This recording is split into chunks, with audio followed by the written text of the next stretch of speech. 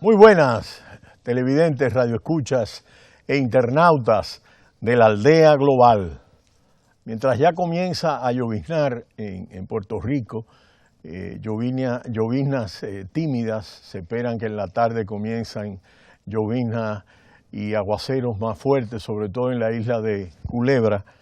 Realmente están todos los preparativos ya planteados en la República Dominicana, se han tomado todas las medidas de alerta necesarias, los organismos han actuado de manera presta, eficiente, con las labores de prevención, y esto es sumamente importante. Hay 17 provincias en alerta rojo y realmente todo va en el sentido de las previsiones necesarias.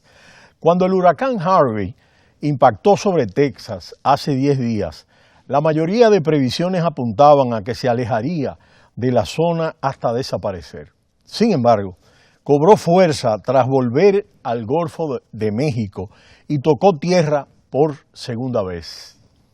Esta trayectoria, que los expertos calificaron de comportamiento errático, fue motivada por los sistemas de altas presiones que encontró en el camino y que dejaron a Harvey estancado en la zona. Y este es un aspecto importante. Los ciclones varían hacia arriba, hacia abajo, hacia la izquierda, este, oeste, y este es un componente que en determinadas coyunturas los hace impredecibles. De ahí su alta peligrosidad. Pero su regreso al mar fue decisivo para recuperar la intensidad perdida, la de Harvey. En el caso de Irma, por ejemplo, sus vientos podrían perder fuerza si su ojo central pasara sobre los diferentes territorios del Caribe en los próximos días, antes de que llegara debilitado al sur de la Florida en el fin de la semana. Ya atravesó por Antillas Menores, pero son muy minúsculas para perder fuerza el huracán, y ahora va para Puerto Rico y no es una isla tan grande, ahora va a la Hispaniola. Pero es importante destacar que el ciclón George, que fue un ciclón muy fuerte, tenía 190 kilómetros por hora y solo lo alcanzó en una hora, mientras que sostenidamente el ciclón Irma ha venido sobre los 295 kilómetros por hora, lo cual lo hace un ciclón de alta peligrosidad, categoría 5.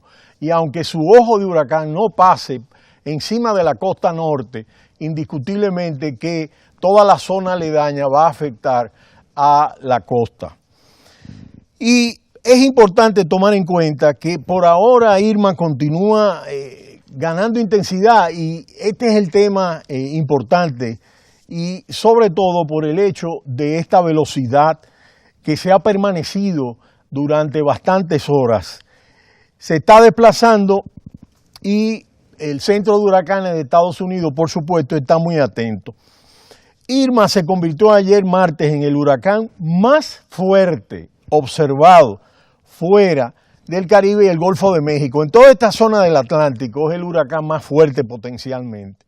Como decíamos en Ecomundo, ¿por qué los huracanes se hacen más fuertes cuando están sobre el agua y sobre la tierra? Su propio proceso de formación explica este hecho. Un huracán nace cuando agua de mar caliente se evapora y asciende hacia zonas altas de la atmósfera desde una superficie en las áreas tropicales. El vapor de agua se condensa y da origen a nubes y lluvias, proceso en el cual se libera una gran cantidad de calor. Mientras el fenómeno permanece sobre el agua caliente, se fortalece y crece. Tras varias horas o días, la tormenta se va intensificando hasta convertirse en huracán.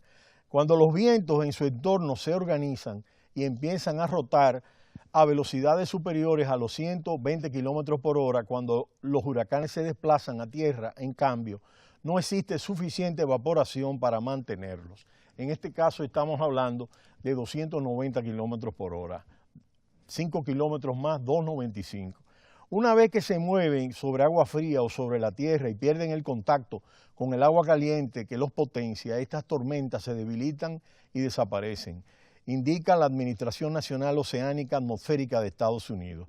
Debido a que la temperatura del agua que contribuye a su formación debe ser de al menos 27 grados centígrados, diversos investigadores relacionan la intensidad creciente de los huracanes en los últimos años con los efectos del cambio climático, como hemos visto. Ya un estudio publicado por la revista Science en 2006 vinculaba el incremento de temperatura de los océanos con el incremento de huracanes de categoría 4 y 5. Las aguas del Golfo de México están alrededor de 1,5 grados centígrados más calientes que entre 1980 y 2010. Es decir, que este aumento es importante. De acuerdo a Brian Hoskins, del Instituto Grantham para el Cambio Climático, del programa Today de la BBC, el agua caliente es por lo tanto considerada el combustible de las tormentas tropicales. Eso es muy significativo porque se traduce en que la posibilidad de una tormenta más fuerte está ahí y la contribución del calentamiento global a las aguas más cálidas del Golfo es casi inevitable. Y esto es sumamente importante, sobre todo cuando tomamos en cuenta que no solo los vientos, que de por sí son importantes, sino las lluvias, que hacen mucho más daño que los vientos. En el caso de cada temporada ciclónica que se comienza el 1 de junio y se extiende al 30 de noviembre, hace recordar los fenómenos atmosféricos que azotaron con mayor fuerza el territorio de la República Dominicana. Thomas es el fenómeno atmosférico que ha puesto actualmente en alerta a la población y a las autoridades meteorológicas. Su eventual paso por el territorio lleva a recordar lo ocurrido en las últimas 8 décadas. San Zenón, Inés, David, George han sido los más poderosos huracanes que han pasado por el país. En 1930, San Zenón causó más de 2.000 muertos y 15.000 heridos. Destruyó la ciudad de Santo Domingo en casi 70%, de acuerdo con datos de los historiadores y de toda la bibliografía recogida. El ojo del ciclón cruzó por el centro de Santo Domingo alcanzando la categoría 5. El huracán David fue de categoría 4 y su ojo cruzó entre San Cristóbal y Baní en agosto de 1979. Produjo más de 3.000 muertes y causó daños en el sistema eléctrico y telefónico, acueductos, en la agropecuaria y dejó miles de familias sin viviendas. Inés también devastó poblados en las provincias de Barahona y Pedernales, mató a más de 100 personas, dejó heridos a más de 1.500 y sin hogar alrededor de 1.000 familias. El huracán George en 1998 devastó y dejó a su paso en septiembre de 1998 más de 300 muertos, George, destrucción de viviendas, acueductos, escuelas, puentes, redes de energía, agricultura y otras infraestructuras. Las estadísticas indican que entre agosto y septiembre han ocurrido el 70% de los ciclones. En octubre se registra el 16%. Es decir, que nosotros estamos en el punto crítico de la frecuencia de ciclones. En el siglo pasado, el devastador ciclón San Zenón en 1930 tuvo vientos de 248 kilómetros por hora. En 1955 llegó Katy con vientos de 125 kilómetros por hora. En octubre de 1961 pasó la tormenta tropical Frances y 11 años después llegó Inés con vientos de 240 kilómetros por hora.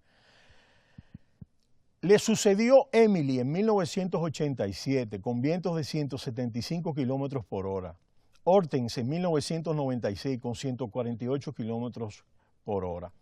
Lo importante en este caso, sobre todo en el George, con vientos de 198 kilómetros por hora, que cuando nosotros analizamos todo el tema de los ciclones, lo importante es tomar las medidas preventivas, sobre todo aquellas zonas alrededor de las cañadas, de los ríos, aquellas personas pobres que indiscutiblemente no se quieren separar de los bienes que le han costado años tener. Pero es importante que tomen en cuenta que las vidas de sus hijos y de ellos son todavía más importantes y que hay que obedecer a las organizaciones de socorro y de defensa civil para poder garantizar sus vidas y buscar trasladar sus enseres hacia zonas más seguras.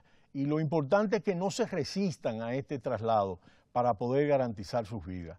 Esperamos que las cosas puedan ocurrir y que el ciclón pueda desplazarse más hacia el norte, pero hay que tomar todas las prevenciones como si realmente este ciclón siga su curso, porque así habrá menos destrozos y menos problemas. Pero será hasta mañana, cuando volveremos en Ecomundo, ojalá 4RD.